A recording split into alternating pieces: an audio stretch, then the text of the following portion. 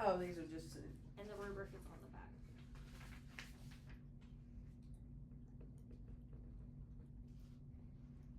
okay. I think we're gonna ask our own questions. That's fine. Do you want, is that what you wanna do? Yeah, no, but And I then think I there's the need- rubrics, and then I have her resume. Yeah, I'll make a copy of this at the end. Well, I guess we could just fill it all together at the end. We both have to do it. Yeah, Okay, I can edit it. it's a good thing. Yeah, I thought that, that it had to be something different than what you were already doing. That's why I pulled supervisor stuff up. Because that's the last one we did was supervisor. I Heather. don't know, I just applied for a different dispatch position, cause I'm definitely not prepared to answer questions about being a supervisor. Hey, now that would be the perfect time to do it. Yeah. Just, Yeah, yeah. because then you would have an idea of what's on the question. Yeah, sure. All right, so we'll just go back and forth and ask some questions, and then what I did, the last one is we tried to give legit feedback at Okay. the end. So Yeah. all right, what is your idea of what a telecommunicator is? Someone who can handle pressure, high pressure situations, be able to multitask and answer calls. A telecommunicator is someone who is there to serve the community. They help dispatch out police, fire, EMS to emergencies, takes those emergency calls, can remain calm under pressure.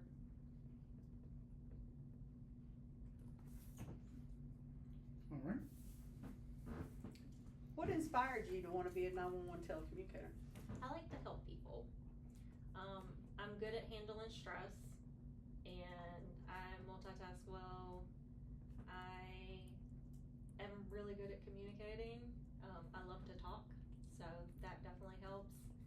And just the idea of being able to help everyone. All right. In this position, you'll be working with 4 to 5 other teammates on your shift. Describe in your own words what working as a team would be. Just helping each other out when you can. If things become too stressful for someone, maybe like jumping in and seeing where you can help alleviate that stress.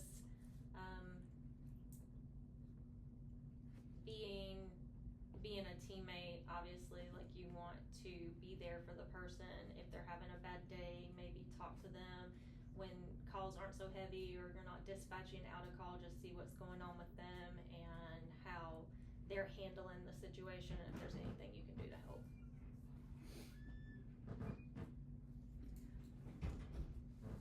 Okay, so during your shift, your supervisor has told you to do something that would violate policy. How would you handle this? Follow what the supervisor has instructed, or do what policy is stated to do?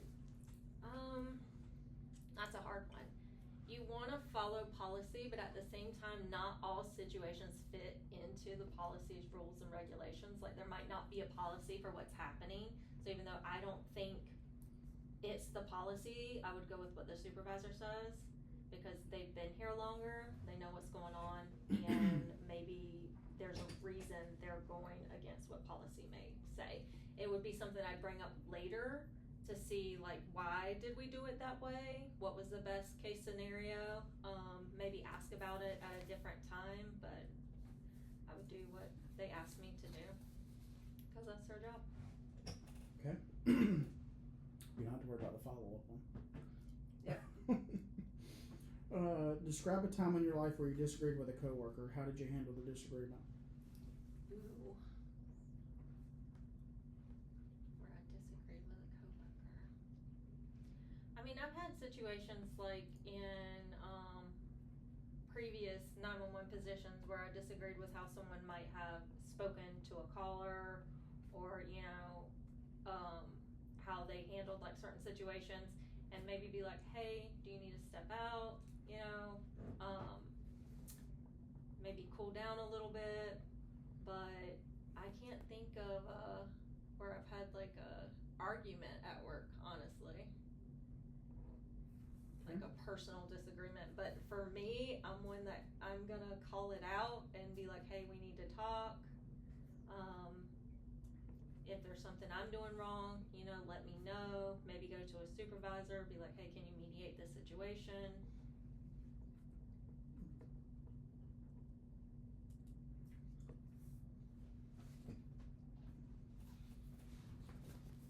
What is your definition of customer service, and how does customer service affect the role as a 911 telecommunicator? Oh my goodness. Customer service is, good question. Customer service is, being there for someone in their time of need, like whatever they need. You know, if you work at a jewelry store, you're helping them find that perfect piece. You know, that's how you're serving the customer. In 911, you're serving by answering or asking the questions for them to answer so that you can get them the help that they need. Customer service is really important because, like, especially being nice on the phones, I have found people are more likely to answer your questions than if you would come across with an attitude, or if you just sound detached. Like, it's really important to make that connection with people so they're willing to open up, and you might learn more about the scene that's going to help your responders than you would learn otherwise.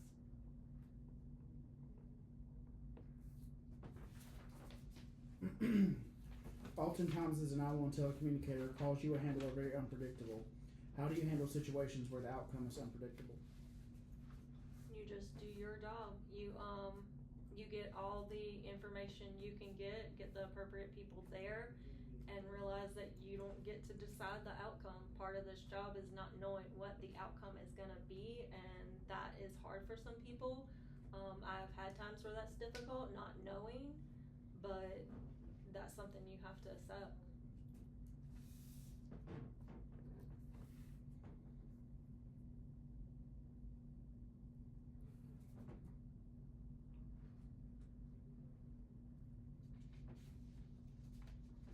There may be times in this career where you may be the last voice a person ever talks to. There may be times where you may hear someone take their last breath. How would you handle these situations? That gets to me a little bit because I've had that happen to me. So in that moment, what I did was just talk to them. You know, I was calm. You know, we're getting you help. They're coming as fast as they can come. Like, this is what we're doing, and try to calm them in that moment as best as you can, because you realize you're going to be the last voice they hear. So just compassion in that moment.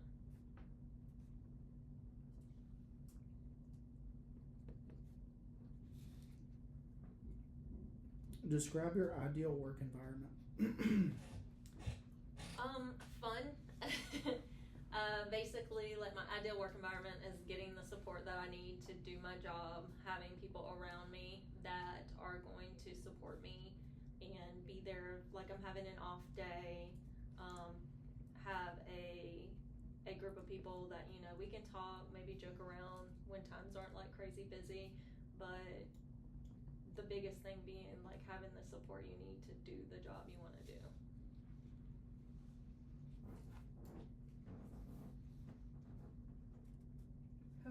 Who inspires you and why? My mom.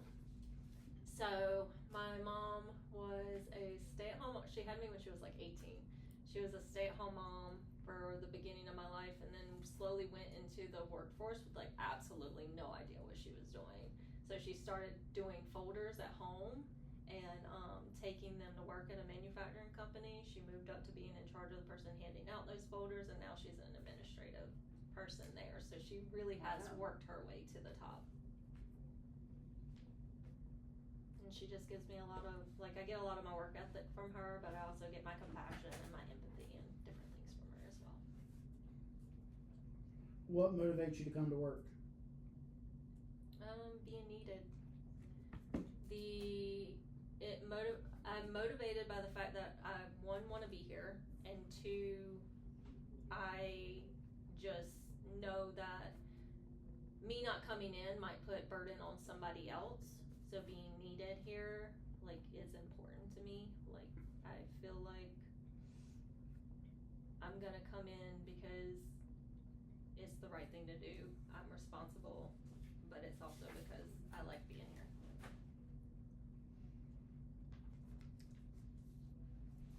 Let's go off. That should not have gone off. Still recording. Okay. Tell us about a time where you stood up for what you believed in. Or stood up for what I believe in.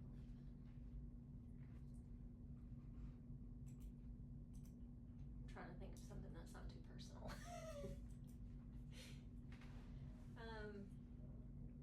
Well, I did have when I worked as a vet technician, we had this like really aggressive dog that came in and like we couldn't get hands on him, and to the point that he bit his dad. And the vet was very much like, we're gonna handle this dog. And I was like, no, we're not. Like, this is a bad situation. He needs to be medicated. And she was very much like, we can do it. And I mean, if he's biting dad and we can't get a muzzle on this dog, I was like, no, I'm not risking myself. I'm not risking other people because you want to make a buck, you know? And I didn't say it like that. Right. But like I was like, I'm not putting myself in any danger, and I'm not gonna let the girl I'm training put herself in any danger. So you need to go from there. Okay. Tell us about a mistake that you made that taught you a valuable lesson. In hindsight, what would you have done differently? A mistake I made. I make all kinds of mistakes. Like that's frankly how you learn is by making mistakes. And I know there have been times where like on calls, I'm not my calmest and I have to like stop and take a deep breath, but I try my best every single time. I have talked over the radio when I haven't realized I'm keyed up. So I've learned to look, like when I'm talking now, I'll look at the radio to make sure I'm not talking over the radio. Luckily I wasn't saying anything off center or anything like that, but I try not to say anything that I wouldn't want to go over the radio anyway, just in case. But Okay. If you're selected for the position of telecommunicator, you will be in training for a minimum of 4 to 6 months. Okay. Your trainer will provide contact critical reviews involving positive and negative feedback. Do you feel constant critique of your work for an extended period of time will have an effect on you? I think I take critique very well. If it's constructive criticism, I handle it very well. I like to know how I could improve, for sure. If there's something I don't understand or maybe I don't feel is correct, then we'll just have a conversation about it, but it wouldn't get to me.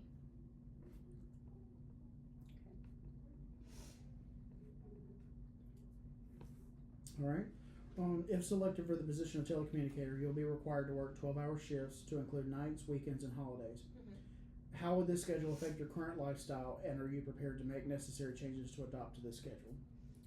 Well, before working in 911 telecommunications, I definitely had plans around every holiday, but now we plan around my schedule. So my mom's always like, Thanksgiving can be on a day where we're all together. You know, if you can't be there, then we'll plan for it to be that Saturday when everyone can be there, because that's what I'm thankful for is my family. So like, she wants to do it, but do it when everyone can participate. For Christmas, like if I have Christmas off, great. If it lines up, if not, we just gift exchange another day. Okay. So it doesn't affect me too much because I have people willing to work around the schedule. Describe your strengths. My strengths. I communicate well. I'm very hard-headed, which I think is kind of good in this job because I'm very headstrong. That's a better way to put it. Very headstrong. When I know that I'm doing something right and I know, like, then I'm really into the job, I know I can handle the people, and, when an officer comes back, I know I have the information. So I'm not questioning myself. And I consider myself pretty smart. I think that's one of my strengths is I learn really well. I have, a photographic memory that has helped me a lot. Multitask, communication. I'm really good at computers. I can usually figure out a computer program within the first day. Okay. Tell us about one weakness and what will you do to overcome it? I can be emotional, and I usually just take a deep breath when that happens. Like I don't wanna say I get too involved, but like I care too much sometimes when it comes to certain things, and I work on separating myself from that situation the best I can. Like it's not my child, you know, it's not my family. Right. Just being able to separate myself from that.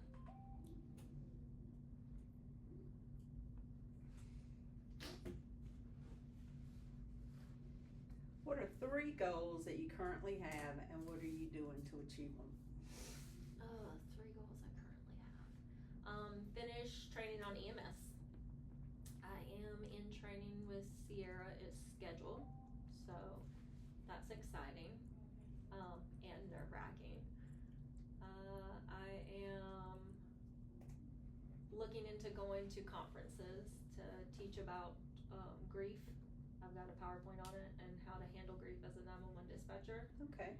And Deanna's really been on me about doing it because she said I have something there that would be good for people. So she's been on me hard about starting at a like small conference and seeing how it goes. And for myself, I'm trying to get healthier.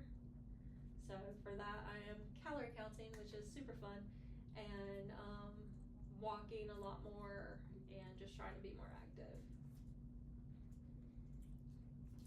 Okay. Do you have any questions for us?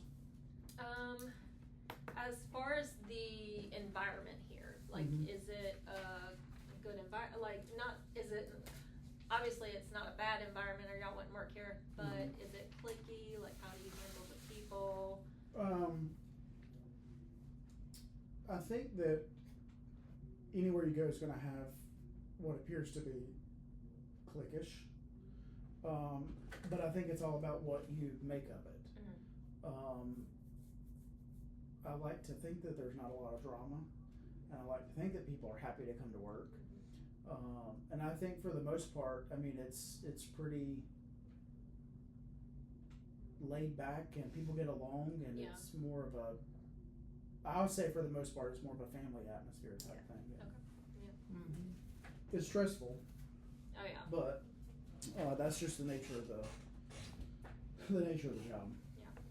Mm-hmm. How do y'all handle disputes between like your telecommunicators if 2 are like really not getting along or arguing on the floor? Like, how would you handle that? Go ahead, Diane.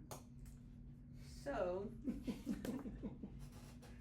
we would rather you work it out with whoever, everybody in there's adults. Mm-hmm.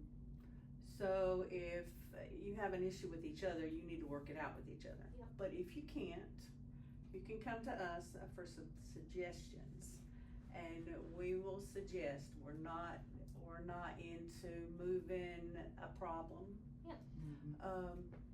Just need to work it out. Okay. And you don't have to like everybody that works in there, but you have to work with everybody. And respect everybody. Yep. Get along for 12 hours. Yep, get along for 12 hours. Mm-hmm.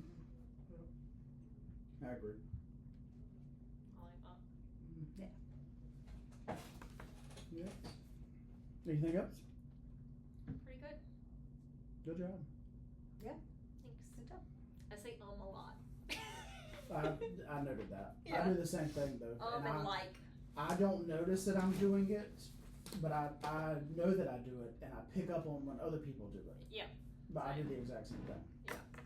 It's just it's almost like a filler word, like a, Like I'm thinking about Yeah, it I'm instead thinking of about being something else to quiet. say. Yeah. Mhm. Yeah. Yeah. And with you as being a telecommunicator, avoid the gaps. Yeah. So, you know, that might be where some of that comes from too. Yeah. Because Like you're quiet. thinking is- about what you're gonna say, but you don't wanna just sit here in silence and not say anything, so you say, Exactly. Yeah. Yeah. I say and like a lot. I always tell people, like, even, this is only the second time that anybody has ever asked me what the environment's like. And we used to, like, want people to ask that question when we were doing interviews. We wanted people to ask that, and there's actually a question on here. I wish that I would have asked it now, but there's actually a question on here that talks about culture. Mhm. And what your definition of culture is. And what we want is for somebody, that's why it's last, because I want somebody to flip the question and say, What's the culture? okay, what's the culture like in there? Yeah. And I want somebody to ask me that. Yeah. Because it can appear to be cliquish, like it Mhm. 100% can. But I also, like I told you, and I'm being dead serious here, it's all about what you make of it. Yeah. You know, if you fall into some of the drama in there, it's gonna be cliquish. Mhm. That's just how it is. You agree? Yeah, and that's Yeah. anywhere. Yeah. I mean, that's, That's from what I know, Yeah. any 911 center. Yeah. Yeah. I mean, I've been here, so I'm not, I mean, I have worked a little bit, but, other places, but as far as 911 centers, that's Yeah. 100% true. I mean, it is truly like, if you have a negative environment, it makes life miserable to come to work. You know, And we want you The- to be happy. yeah, the morale is normal to go up and down. Yeah. You know, it might be really good now, and 6 months from now, it's gonna tank. And then it'll slowly start coming back up, and then it'll tank again. It's almost like changing seasons, almost, kind of a thing. I think it's a mixture of a lot of things that cause that. Yeah. But, Well, like I'm learning here, it takes time Yeah. to get in with like certain people. Yeah. But like I enjoy coming to work. I'm very talkative. You know, if you talk to me for 30 minutes, you'll know most of my life story. So, but I don't really have any negative feedback. The thing is the only thing that I could really say, honestly. okay. I encourage people all the time.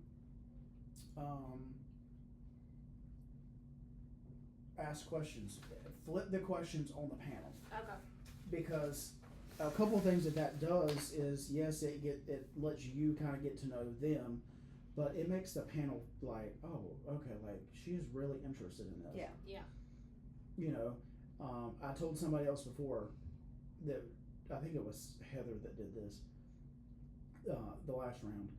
If you're going in for a supervisor position, like ask them questions about the agency that would be supervisor related. Like for me, if I was going to go interview at another 911 center, another county, some of the things that I would ask them is, what kind of projects do you have going on right now?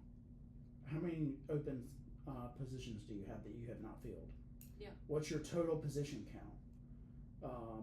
How much money do you get from the 911 board? Like what's your yearly budget? Yeah. Because what I have already done before I went to that interview is I've already pulled it up. Yeah. And I've already looked through it. So I'm gonna know they're not gonna lie to you, and it's not to like see if they're telling the truth, but you know, do your research before you go. Yeah. So and they enjoy stuff like that. Like I love when people ask a question like that. Like, what's it like working here? You know, sometimes because we interview people all the time. They're like, you have anything for us? Well, no. Yeah. Or what's the pay? You ought to know if you apply. You Yeah, know, if you that apply, burns me that- up. I have yeah. to admit, like that burns me up, because you know what that tells me? You didn't even read the job posting. Yeah. No. The job posting tells you what the pay is. Yeah. You know, I don't expect everybody to read line by line about the job posting. But that's at the very top.